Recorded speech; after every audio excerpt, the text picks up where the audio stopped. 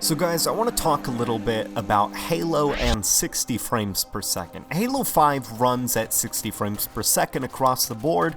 Both the campaign and the multiplayer are both buttery smooth in terms of their gameplay, but sadly, Halo 5 I feel lacks a lot in the visual department. And what's really sad is the Halo franchise is known for kind of pioneering console graphics. I think of how mind-blowing Combat Evolved was at the time, Halo 3, even Halo Reach, which still looks great to this day, and Halo 4 took home a ton of awards for its visual presentation and everything, and sadly Halo 5, it seems to not be that great looking of a game in my personal opinion. Personally for me, I feel Halo 5, well, technically, I guess you could say it's a serviceable looking game. As a video game in the year 2016, released in late 2015, it's not that good looking. I think of even the release games for some of these next-gen consoles like Rise, Son of Rome, Dead Rising 3,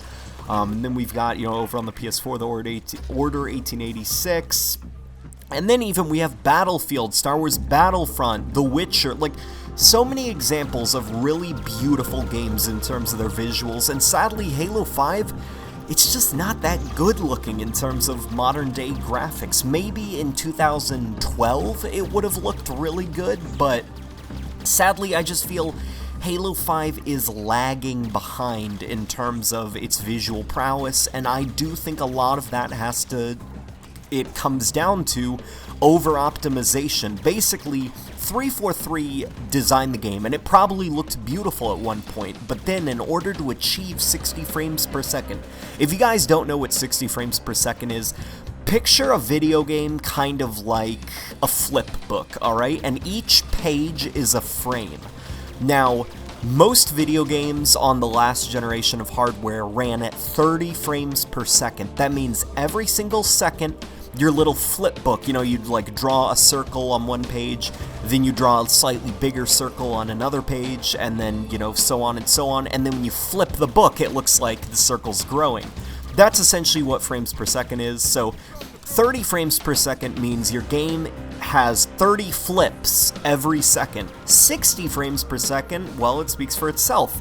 So 60 frames per second is much, much better, I think, than 30 frames per second. It makes the game look smoother, it makes it feel and look more responsive, but sadly, when it comes to consoles, 60 frames per second is still a very hard thing to do in terms of game design. So when it comes to Halo 5, I think 343 went out of their way to downgrade the visuals heavily in order to ensure that the game will run stably at 60 frames. Stably, I don't even think that's a word, but you know what I mean? I think back to Halo 4 and how beautiful Halo 4 some of its environments were. Even Halo 3 still has some beautiful looking environments that I think outshine Halo 5. And Halo 4, we can actually compare Genesis from Halo 5 and Requiem's forest sections from Halo 4, and just Halo 4 overall had more things going on. The Prometheans, their death animations were more detailed. There were more particle effects across the board. I think of the Watchers and the way that when you shoot them, there would be that flash and you'd see their body parts go everywhere. Now they just kind of despawn in this weak-looking warp effect. The Knights, when you kill them now, it's just kind of a pathetic little twinkle and then they disappear. Just across the board, the visuals have been downgraded so heavily that it makes me think, should Halo 5's campaign run at 30 frames per second, that way it can achieve, the highest graphical fidelity possible, and then, hey, here's just an idea.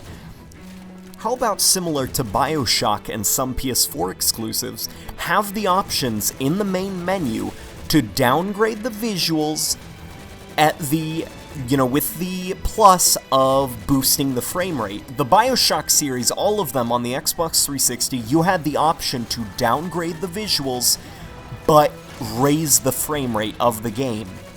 So shadow quality will be dipped, certain particle effects will be dipped, there might be a little bit of screen tearing, but essentially you're downgrading the visuals so that you can play the game more responsively, and that would be kind of a win-win for people who want beautiful visuals or people that just want 60 frames per second and don't care about visuals. People say a lot that graphics don't matter in video games, and I absolutely agree. I think that a good game can outshine pretty meh graphics, but when it comes to games like Halo that are known for their beautiful artwork and stuff, it hurts me to see the game get such heavy and ridiculous visual downgrades to the point where it looks outdated on the day of release. And honestly, there are some games that I play because I love the artwork of them. I love immersing myself in the art. I love just looking at how well done the shadows and the lighting are on some levels. And with Halo 5, all I can see is anti-aliasing on foliage around the level. I see very weak-looking particle effects coming off of Prometheans when you kill them that were clearly downgraded. I see very, very low-res ground textures and dirt textures. I see poor shading left and right, and it's, you know, overall, Halo 5 is a victim of downgrading visuals at, 460 frames per second, and so I just wanted to ask you guys, would you like to see the Halo 6 campaign run at 30 frames per second with the enhanced visuals while the multiplayer runs at 60 frames per second, or would you like a 30 frames per second campaign for Halo 6 with the option to unlock the frame rate at the cost of the visuals? Now, just tell me what you think in the comment section below, guys. I'm interested to hear, and stay tuned for the clip of the day.